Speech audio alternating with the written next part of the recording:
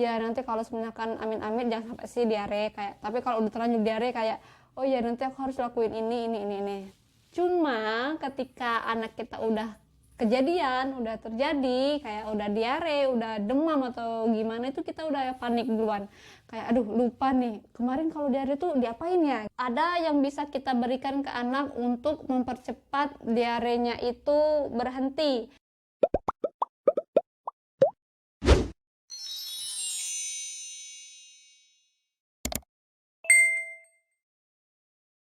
Hai semua, assalamualaikum warahmatullahi wabarakatuh. Balik lagi ke channel aku, Hera Hardianti. Di video kali ini aku mau kembali sharing ke kalian cerita pengalaman aku tentang diare pada anak.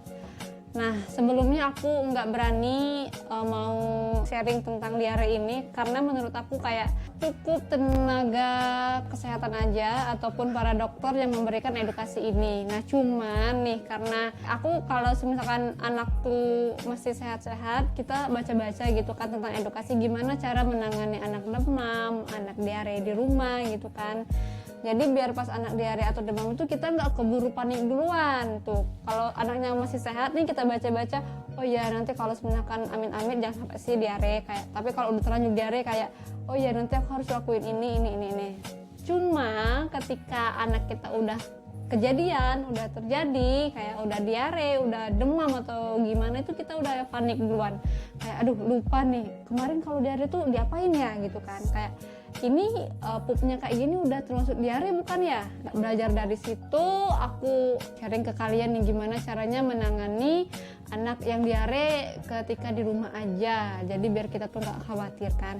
Nah kemarin anak aku itu diare. Nah yang pertama kita lakukan atau aku lakukan kemarin adalah cari dulu nih apa pemicu dia itu diare. Sebenarnya banyak banget nih pemicu anak itu diare. Kalau anak aku kemarin diarenya itu karena ini menurut aku ya, karena dia makannya sih kayak biasa, maksudnya makanan yang udah dia makan kayak biasa, jadi nggak mungkin makanannya itu penyebab diarenya. Cuman dalam dia diare kemarin itu dia itu 3 hari berturut-turut minum susu UHT rasa coklat.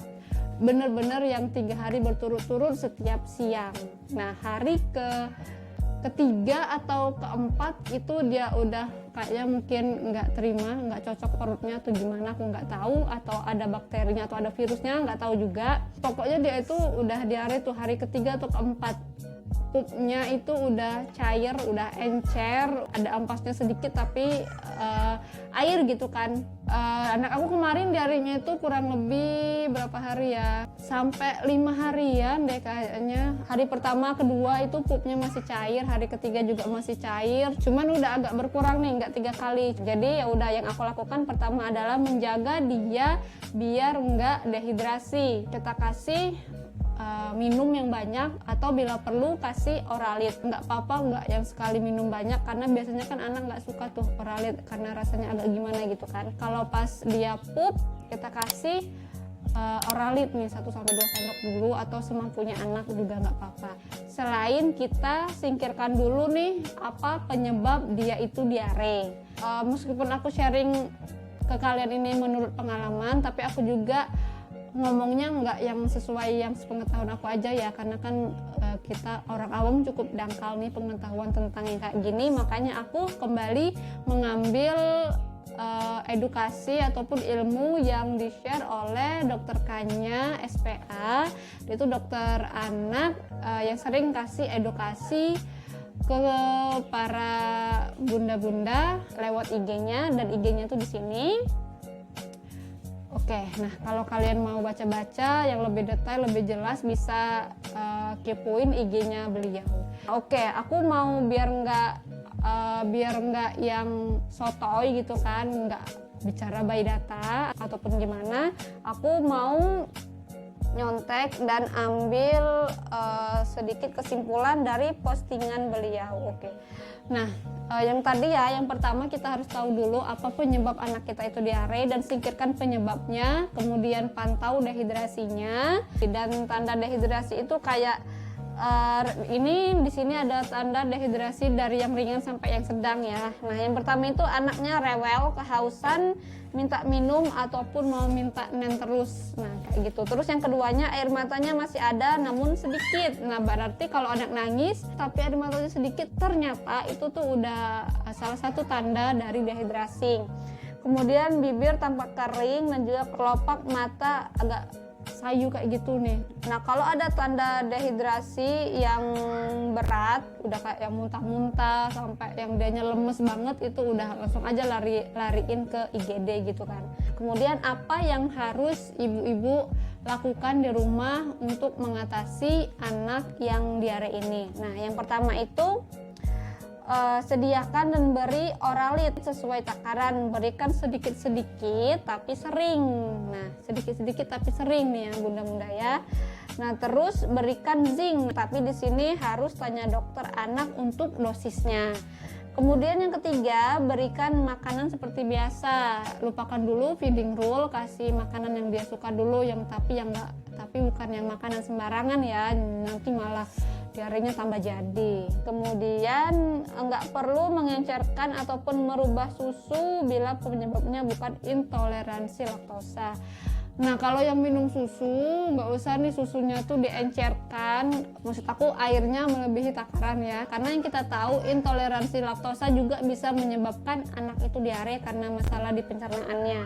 Nah, kemudian ada yang bisa kita berikan ke anak untuk mempercepat diarenya itu berhenti. Nah, anak aku kemarin aku kasih pisang, alhamdulillah setelah itu perutnya itu udah mulai agak bertekstur kayak gitu.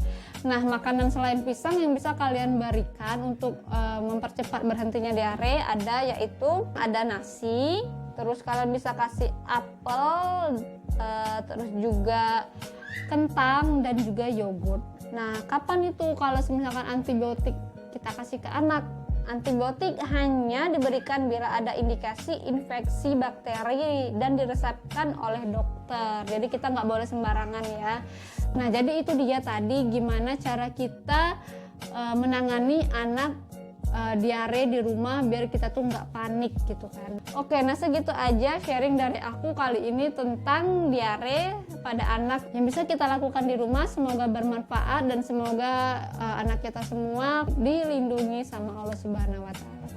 Oke, sampai jumpa di video aku selanjutnya. Jangan lupa kalian like video ini, komen ya kalau ada yang masih bingung-bingung, nanti kita diskusi bareng. Jangan lupa di subscribe dan juga klik loncengnya biar aku tambah semangat memberikan video-video yang bermanfaat bagi kita semua. Oke, sampai jumpa di video aku selanjutnya. Wassalamualaikum warahmatullahi wabarakatuh. Bye. Terima kasih sudah menonton. Jangan lupa subscribe, like, and share video ini. See you next video. Bye.